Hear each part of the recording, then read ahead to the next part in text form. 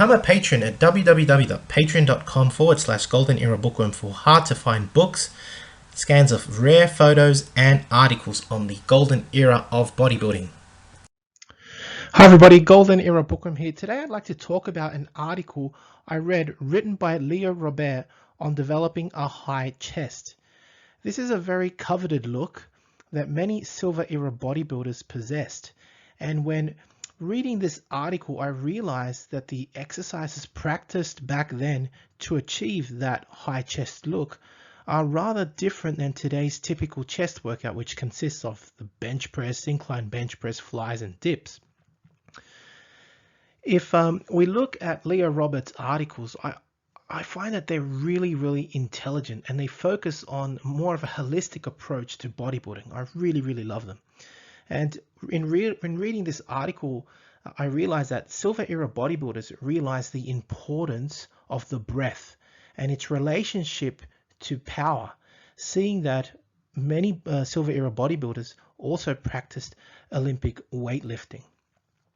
Developing that high chest was an absolute priority during the silver era, and to do so, to develop that high chest, one needs to develop a high rib cage, and this should translate in the ability to breathe better and therefore increase one's power further.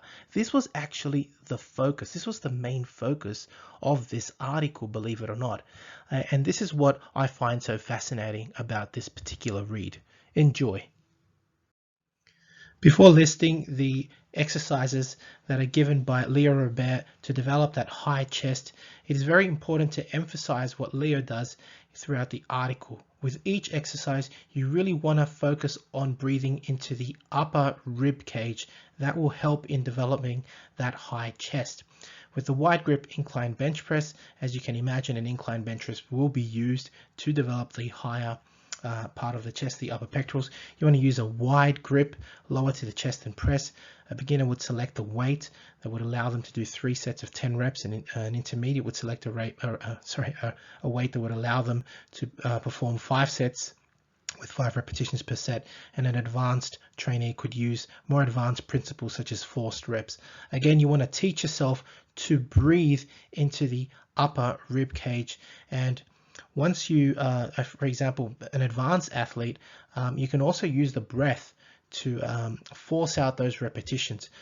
With the bench press in general, as Leo Robert states, it's an exercise that actually teaches you how to breathe. And so you shouldn't just focus on maximizing the weight, but you should really focus as well on how to breathe into the rib cage. Some very solid advice here given by Leo Robert, which I'm pretty sure a lot of you don't think of. A lot of you, I'm pretty sure, do not think of the breathing aspect in the bench press. Now, the second exercise given in this routine is the straight arm barbell pullover on an incline bench. And before I explain this exercise, I just want to briefly state that if you look at every single photo given in this article, if you have and pay attention, have a look at Leo Robert's chest. Look at his whole posture as he's actually leaning on that incline bench. You can see that in every single exercise, he keeps his chest high. He's really focusing. You can see how inflated his rib cage is. He's really focusing on keeping the rib cage high and full during each exercise. And having said that, you can even go back, if you wish, on the video and look at the incline bench press as he's performing it. Every single photo is almost a carbon copy. His structure is the same. He's keeping his chest really high. Very important just to state that. Now, with this particular exercise with a straight arm barbell pullover and an incline bench, he even states that advanced trainees should not go over 25 pounds on the barbell that is used. And this really emphasizes the thought process of the silver era bodybuilders. It wasn't necessarily about weight when developing the rib cage. It was about breathing. Very important. So you want to use this start position as shown in the photo. Breathe out as you bring the weight down to your thighs, and you breathe in deeply as you bring the weight up and over your head and behind your head.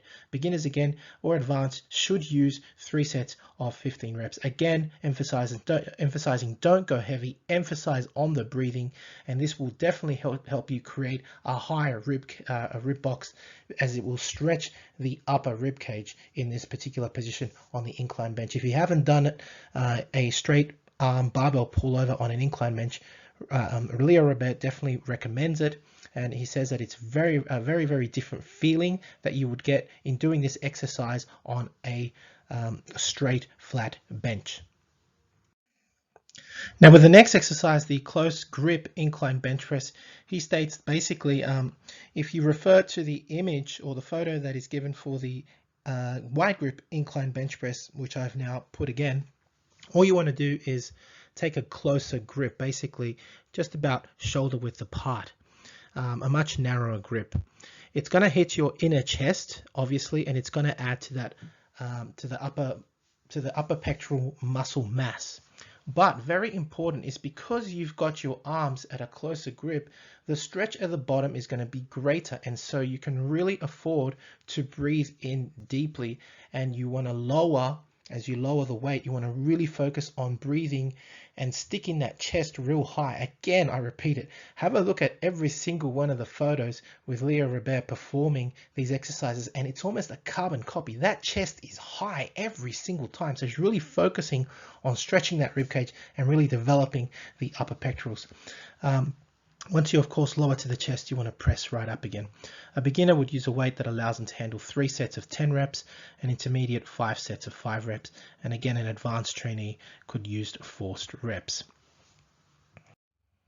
Next is the bent arm dumbbell fly on an incline. Now, besides being a lot less heavier on the joints and allowing therefore heavier weight to be used, it's a much safer exercise. Before going through his other recommendations, I want to just emphasize one little thing that you can notice. As you can see, he's actually curving his spine a little bit more in that bottom position. And what I notice is that his arms are slightly externally rotated. In doing so, this spreads the rib cage further. You can see that in doing so, he keeps the elbows real down, and it allows him to really open up that rib cage and get a great stretch at the bottom. Very important. And the movement of the bells, because he's on an incline, it actually goes overhead and really hits the upper pectorals. Very important to observe these small little differences that make all the difference in developing the upper chest. Again, you want to start with your weights over the chest, breathe in deeply as the weights are lowered, and then as you bring the weights above, you exhale overhead. With a beginner, recommended is 3 sets of 10 reps and advanced 5 sets of 10 repetitions. Now here is an exercise that I basically have never seen anyone perform, and I've never seen either, and that is the round the world crossover on an incline bench. A very unusual exercise, and again, as I've stated, that's one of the things that was really standing out for me in this routine, which is why I decided to share it with you. How different is this program to anything you've probably ever seen before? Around the world on an incline bench, crossing the bells over to really hit the inner chest and the upper pectorals. The dumbbell weights circle around the body. Again, it's performed on an incline bench to hit the upper pecs. You want to start with the bells at your sides as you are lying down, and you want to circle them out and to the sides and up as they come over your head. Then you want to go inwards again and upwards behind your head. As you bring them down, they go back out to the sides and down to your thighs. So they basically perform a very big circular motion. That's why they're called round the worlds. Now with the breathing, this is a very complex thing, and even Leo Robert states that in the article. It really depends on your comfort zone. If some people find it that on the way up, breathing is more comfortable, while others find the opposite, that breathing out is more comfortable on the way up. He says that's really up to the person in this case. But very important, once again, as you can see in the photo, he keeps his chest real high and really focuses on the movement. A beginner should use dumbbells that allows them to do 3 sets of 10, and an advanced athlete would do 5 sets of 10 repetitions. The last exercise given in this routine is the dip between chairs, and I really should have put deep dip between the chairs, because although it's like a push-up, because it's being performed between chairs, you really want to focus again on the stretch. Now, if you look at this diagram, look how deep Leo Robert does the dip between the chairs, and look how low his rib cage is. It's completely inflated. Again, the whole idea is to stretch that rib cage. And in going so deep, what happens is not only is the rib cage stretched out, but the scapula retracts behind you, which further pushes the rib cage out. And I'm pretty sure you can see that in the photo. It's a brilliant exercise for stretching the rib cage. And again, if you focus on the breathing, you're gonna really help open up that rib cage. And look how high he's doing it. He's doing it with the hands almost at shoulder level, allowing the upper part of the rib cage to stretch out really well. That's why I've written shoulders at level with the seat of the chair. It's a really awesome exercise from the looks of it. You want to work slow and develop a rhythm, eventually building up to a fast speed over time, with beginners doing 5 sets of 10 reps and advanced athletes doing 10 sets of 25 reps. Again, because you've got your feet on the floor, you're not elevated. It's going to be very, very easy. The focus is on breathing, breathing, breathing, breathing into the upper pec.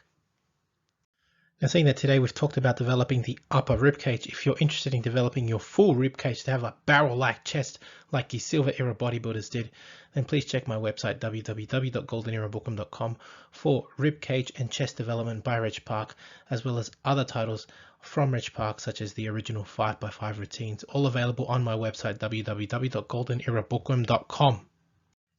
So I do hope you've enjoyed watching this video on developing that high chest, on developing the upper rib cage, as well as the upper musculature, which will help achieve that high chest look that was so prominent during the Silver Era and which was prioritized by Silver Era bodybuilders such as the legendary Leo Robert, shown in this marvelous pose. If you've enjoyed watching this video, please give the video a thumbs up, subscribe if you haven't to the Golden Era Bookworm, leave me your comments, and thank you for watching. If you'd like to support my research, please donate via PayPal. You can become a patron. Please visit my website for out-of-print books and courses on old school bodybuilding, as well as self-written courses. I write books myself as well. And if you want to get in touch, please contact me via email if you wish to collaborate. That's it for me. Hope you've enjoyed this unusual, but I'm pretty sure extremely effective exercise routine given by Leo Robert for developing that high chest. This is the Golden Era Bookworm. Bye for now.